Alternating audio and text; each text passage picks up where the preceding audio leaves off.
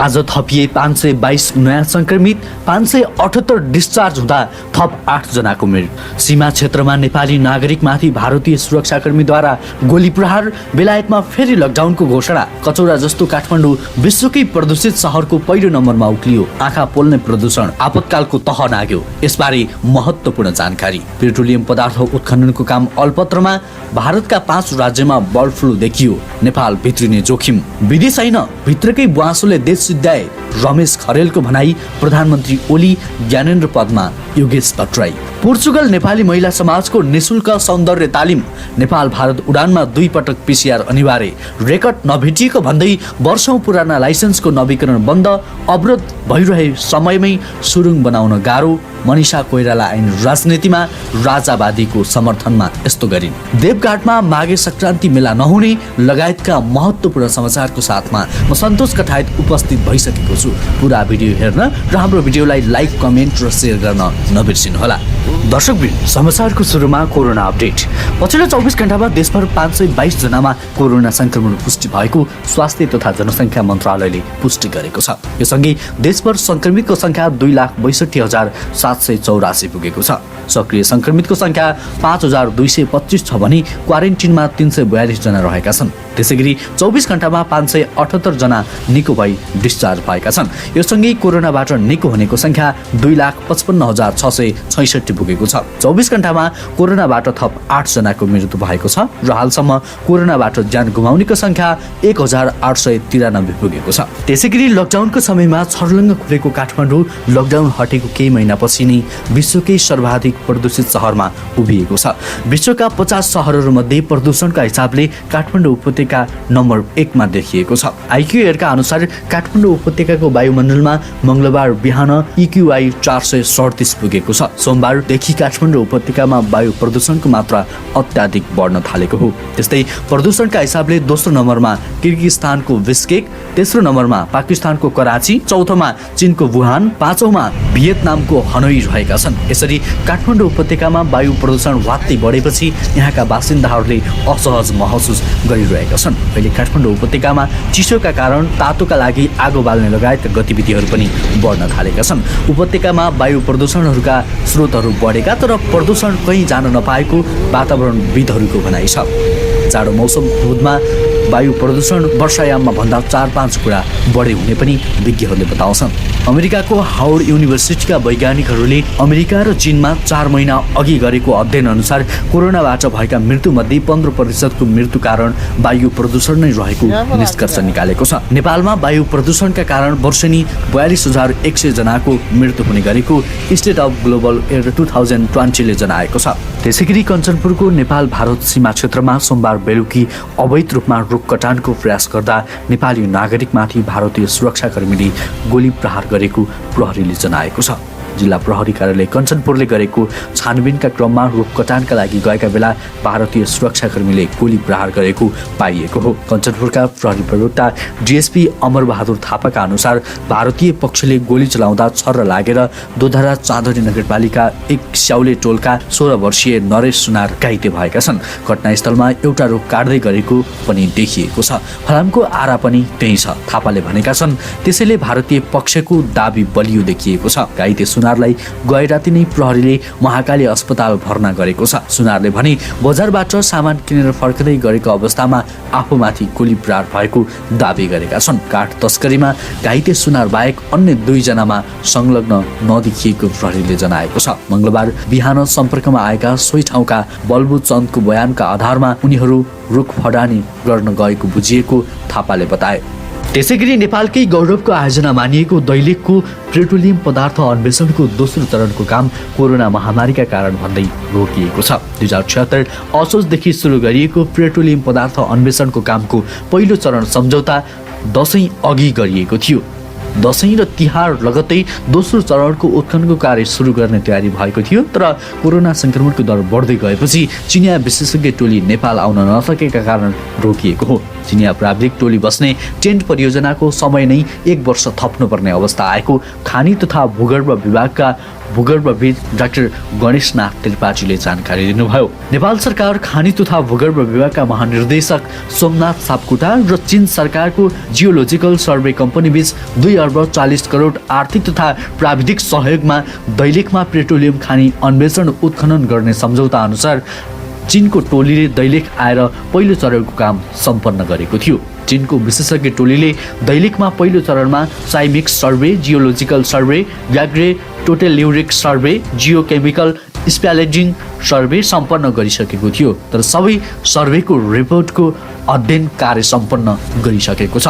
पहिलो चरणको सर्वेलाई विश्लेषण गर्ने हो भने दैलेखकै भूभागमा पेट्रोलियम पदार्थ रहेको अनुमान गर्न सकिने आधारहरू देखिएको विज्ञहरूको भनाइ छ। त्यसैगरी भारतका विभिन्न 5 राज्यमा बर्ड फ्लूको संक्रमण देखिएको छ। भारतीय सञ्चार माध्यमका अनुसार हालसम्म हिमाचल, हरियाणा, राजस्थान, केरल र मध्य प्रदेशमा H5N1 एभियन इन्फ्लुएन्जा भाइरस अर्थात् बर्ड फ्लू संक्रमण पुष्टि भएको छ। बर्ड फ्लू H5N1 जातिको जीवाणुको कारण पक्षीहरूमा लाग्ने रुगाखोकी जस्तो एक प्रकारको भाइरस रोग हो। यो रोगबाट जङ्गली र घरपालुवा दुवै थरीका पक्षीहरू संक्रमित हुने भए पनि विशेष गरी घरपालुवा पक्षीहरूका लागि बढी घातक मानिन्छ र मानव स्वास्थ्यका लागि पनि यो भाइरस जोखिमयुक्त मानिन्छ। सोमबार मात्र हिमाचलको कागडा जिल्ला अन्तर्गतको पोङज्याम ताल आरक्ष क्षेत्रमा मरेका 1800 भन्दा बढी आप्रवासी हाँसमा बर्ड फ्लूको संक्रमण पुष्टि भएको बताइएको छ। संक्रमण पुष्टि भएपछि आरक्ष प्रशासनले पर्यटकहरूसँगै स्थानीयहरूको प्रवेशमा रोक लगाएको छ। नेपालमा कुखुरा पालन व्यवसायमा मात्र करिब 80 अर्ब भन्दा बढीको लगानी रहेको बताइन्छ। यो क्षेत्रको मुलुकको कुल ग्रास्त उत्पादनमा 4% को योगदान छ भने 1.5 लाख भन्दा बढीले प्रत्यक्ष रोजगारी पाएको अनुमान रहेको छ। त्यसैगरी नेपाल प्रहरीका पूर्व डिआइजी रमेश खरेलले देशलाई विदेशीले होइन देशभित्रिकाले सिद्ध्याएको बताएका छन्। मंगलबार पत्रकार सम्मेलन गरेर पुस 27 गते मनाइने पृथ्वी जयन्तीको कार्यक्रममा सार्वजनिक गर्ने बेलामा बोल्दै हाम्रो नेपाल र सुशासन अभियान समेत चलाइरहेका खरेलले सो कुरा बताएका हुन्। पृथ्वीनारायण शाहले देशमा विदेशी बुवासा पस्न नदिनु भनेको कुरा स्मरण गर्दै उनले अहिले देशभित्रिकाले सिद्ध्याउन पृथ्वीनारायण शाहले देशमा विदेशी बुवासा पस्न नदिनु भन्नुभएको थियो। अब विदेशी होइन देशभित्रकै बुवासाले सिद्धाए उनले भने। अहिले देशको राष्ट्रियता र मौलिकतामा प्रश्न उठ्यो। पृथ्वीनारायण शाहको शालिग तोडफोड गरेर देशको स्वाभिमानको अवमूल्यन भएको भन्दै अब जनताले नसहने समेत बताएका छन्। पृथ्वीनारायण शाहको शालिग तोडफोड गरेर देशको स्वाभिमानको अवमूल्यन भयो उनले भने। अब 3 करोड नेपालीले सहन सक्दैनन्। त्यसैगरी नेकपा प्रचण्ड माधव समूहका नेता योगेश भट्टराईले प्रधानमन्त्री केपी शर्मा ओली पूर्व राजा ज्ञानेन्द्र शाहको पथमा लागेको बताएका छन्। मंगलबार बानेश्वरमा पत्रकारहरूसँग कुराकानी गर्दै भट्टराईले प्रश्नगामी कदम चालिरहेका ओली ज्ञानेन्द्रको पथमा हिँडेको आरोप लगाए। उहाँ निकटकाहरूले संघीयता नै खारेज गरिदिनुहोस् भनेर लोकप्रिय हुनुहुन्छ भनेको सुनिँदैछ। त्यो भनेको ज्ञानेन्द्र पथ नै हो भट्टराईले भने। प्रतिक्रान्ति र प्रश्न गमनतर्फ लागेकाहरूलाई ओलीले नेतृत्व गरेको उनले बताए। संसद विघटनको विरुद्धमा संघीयता, गणतन्त्र र संविधानको पक्षमा हामी उभिएका छौं। हामी अग्रगमन पक्षधर हौं भट्टराईले भने। ओली अब प्रेस, नागरिक, अगुवा र बुद्धिजीवीहरू बीच विरुद्ध उभिने भट्टराईले आशंका गरे। तर संविधान र मुलुक जोगाउन संयुक्त मोर्चा बनेर संघर्ष हुने उनले बताए। नेपाली कांग्रेस र जनता समाजवादी पार्टीसँग चाँडै मोर्चा बन्ने भट्टराईले विश्वास व्यक्त गरे। त्यसैगरी नेपाली महिला समाज पोर्चुगलले मंगलबारदेखि नेपाली समुदायका दिदीबहिनीहरूलाई निशुल्क सौन्दर्य सम्बन्धी तालिम सुरु गरेको छ। कोभिड-19 का कारण विश्व नै आक्रान्त बनेपछि रोजगार गुमाएका र नेपालबाट नयाँ आएका दिदीबहिनीहरूलाई फुर्सदको समय सदुपयोग गर्नका लागि सिप सिकाउने र आत्मनिर्भर बनाउने उद्देश्यले तालिम आयोजना गरेको आयोजकले जानकारी दिएको छ। पोर्चुगलको राजधानीमा लिस्बन क्षेत्रमा बसोबास गर्दै आएका 10 नेपाली दिदीबहिनीको तालिममा सहभागिता छ। तालिम 1 महिना सञ्चालन हुनेछ। तालिमको प्रशिक्षकका रूपमा पोर्चुगलमा लामो समय सौन्दर्य व्यवसायबाट छुट्टै पहिचान बनाउन सफल व्यवसायी मीरा कार्की रहेको नेपाली महिला समाज पोर्चुगलका अध्यक्ष निर्मला ढकाल खरालले बताइन्।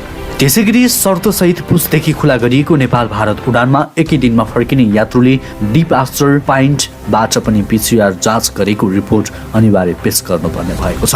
नेपालबाट 72 घण्टाको PCR रिपोर्ट बोकेर गएका यात्रुले फर्किँदा भारतबाट PCR गर्नुपर्ने भएको हो। नेपाल वायु सेवा निगमले एकै दिनमा फर्किने यात्रुलाई नेपालकै PCRबाट छाड्न संस्कृति, पर्यटन तथा नागरिक उड्डयन मन्त्रालयलाई पत्राचार गरेको थियो। तर स्वास्थ्य तथा जनसङ्ख्या मन्त्रालयले विश्व स्वास्थ्य सङ्गठनले नै यो विषयमा दुवैतर्फको PCR आवश्यक पर्ने प्रोटोकल बनाइसकेकाले त्यसै अनुसार एकै दिनमा फर्किने यात्रुलाई विमानस्थलबाट छाड्न सकिने जनाएको छ। यस विषयमा CCMCमा पनि छलफल भएको थियो, तर एउटै PCR का आधारमा छाड्न नसकिने स्वास्थ्य मन्त्रालयले जनाएको पर्यटन व्यवसायका एक सहसचिवले बताए। त्यसैगरी नागढुङ्गा सिस्ने खोला सुरुङ आयोजनाले आफूहरूका माग पूरा नगरे निर्माण रोक्ने चेतावनी दिएका जनप्रतिनिधिले यसमा कुनै राजनीतिक स्वार्थ नरहेको दावी गरेका छन्। चन्द्रगिरी नगरपालिका 2 का अध्यक्ष गोपी सुर्खेतीले स्थानीयका जायज माग सम्बोधन गराउन आयोजनालाई ज्ञापन पत्र बुझाए पनि यसमा आफूहरूको राजनीतिक पूर्वाग्रह नभएको दावी गरेका छन्। अध्यक्ष सुर्खेतीले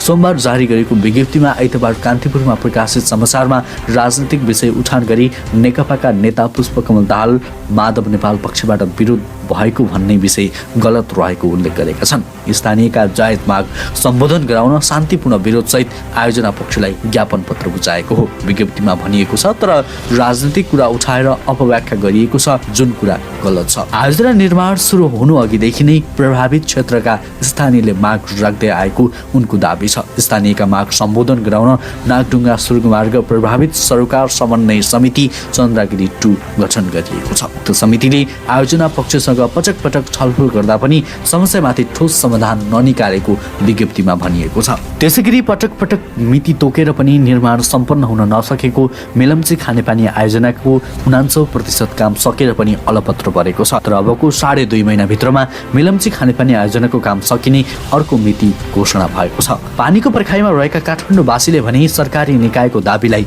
विश्वास गर्न सकेका छैनन्। राजधानीवासीको खानेपानीको सपनाका रूपमा रहेको चर्चित तथा बहुप्रतिलक्षित मेलम्ची खानेपानी आयोजना सम्पन्न भई राजधानी ल्याइने भनिएको पनि 20 वर्ष बितिसक्यो। तर अहिलेसम्म पनि योजना निर्माण सम्पन्न हुन नसक्दा मेलम्चीको पानी पिउने राजधानीवासीको सपना अधुरै छ।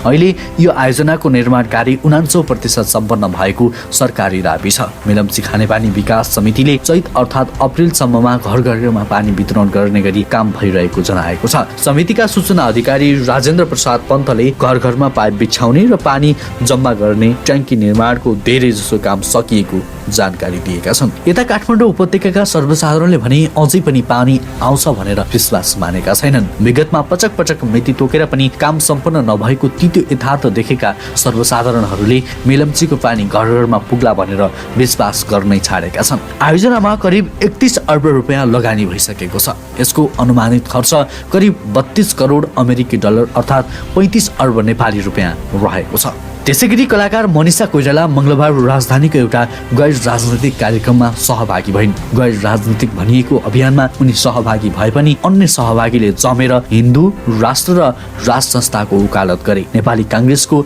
लेगेसी बोकेकी कोइराला परिवारको पब्लिक फिगर मनिषाको उक्त कार्यक्रममा सहभागिता नै घेरेका लागि आश्चर्यको विषय बन्यो। पृथ्वीनारायण शाहको जन्म जयन्ती पुस 27 लाई भव्य रूपमा मनाउने कार्यक्रममा उनको सहभागिताले राजतन्त्र पुनर्स्थापना पक्षहरूलाई हौसला दिएको छ। मनिषाले मञ्चबाट पनि संयमित र कूटनीतिक भाषण गरिन्। पछाडि के भयो बिर्सौं कोइरालाले भनिन्, राष्ट्रिय एकता दिवसको मूल्यलाई सम्झेर हामीले यो दिवस मनाउनु पर्दछ। मनिषाले राजतन्त्र र हिन्दू राष्ट्रका विषयमा वक्ताहरूले बोलिरहँदा सहभागीले जस्तो ताली बजाइन। सरकारले पृथ्वी जयन्तीलाई राष्ट्रिय दिवसको मान्यता दिएको छैन। मनिषा पृथ्वी जयन्तीलाई राष्ट्रिय मान्यता दिलाउने अभियानमा जोडिएकी हुन्। कार्यक्रममा छोटो धारणा राख्दै उनले राजनीतिक अस्थिरता भए पनि देश अस्थिर बन्न नहुने टिप्पणी गरेकी छन्। सडकमा हिन्दू राष्ट्र र राज संस्था पुनर्स्थापनाको विषयमा नाराबाजी गर्नेहरूले पृथ्वी जयन्तीको पृष्ठपोषण गरिरहेका छन्। उनकै बुवा प्रकाश कोइराला पनि हिन्दू राष्ट्र र राज संस्थाको वकालत गरिरहेका छन्। तर मनिषाले कार्यक्रममा आफ्नो धारणा राख्दा हिन्दू राष्ट्र भनिन्, न त राज संस्था नै उच्चारण गरिन्। मनिषा कोइरालाको राजनीतिक यात्रा तपाईलाई कस्तो लाग्यो? कृपया कमेन्टमा जानकारी गराउनुहोला। त्यसैगरी पवित्र तीर्थस्थल देवघाटमा यस वर्षको माघे संक्रान्ति मेला नहुने भएको छ। कोरोना कोरोना संक्रमण जोखिमका कारण हरेक वर्ष देवघाटमा हुने माघे संक्रान्तिको मेला यस वर्ष नहुने देवघाट क्षेत्र विकास समितिले जनाएको छ। समितिका कार्यकारी निर्देशक थिरुन बाबु घिमिरेका अनुसार 3 जिल्लाका सुरक्षा निकायका प्रमुख एवं प्रतिनिधिको उपस्थितिमा भएको बैठकले मेला नगर्ने निर्णय गरेको। माघे संक्रान्तिमा 36 घण्टाको अवधिमा 5 लाख तीर्थालु भक्तजन मेला हेर्न आउने गरेका छन्। कार्यकारी निर्देशक घिमिरेले स्नान घरमा नै गरेर यस वर्ष माघे संक्रान्ति मेला मनाउन अनुरोध गरेको जानकारी दिएका छन्। उनले भने बेनीमा स्नान मात्र गर्ने आउनेलाई पनि हामीले रोक्दैनौँ, स्वास्थ्य सतर्कता अपनाएर स्नान गर्न अनुरोध गरिएको छ उनको भनाइ छ। देवघाट माघे संक्रान्तिका अवसरमा 2 दिन अघिदेखि नै आएर मेला भर्ने प्रचलन रहेको छ। हवस् त दर्शकवृन्द, आजको लागि महत्त्वपूर्ण समाचार तथा जानकारीहरू यति नै। हरेक दिन बिहानै ताजा अनि सत्य समाचार हेर्नको लागि हाम्रो YouTube च्यानललाई सब्स्क्राइब गर्न नबिर्सिनुहोला। तपाईको आजको दिन शुभ बितोस्।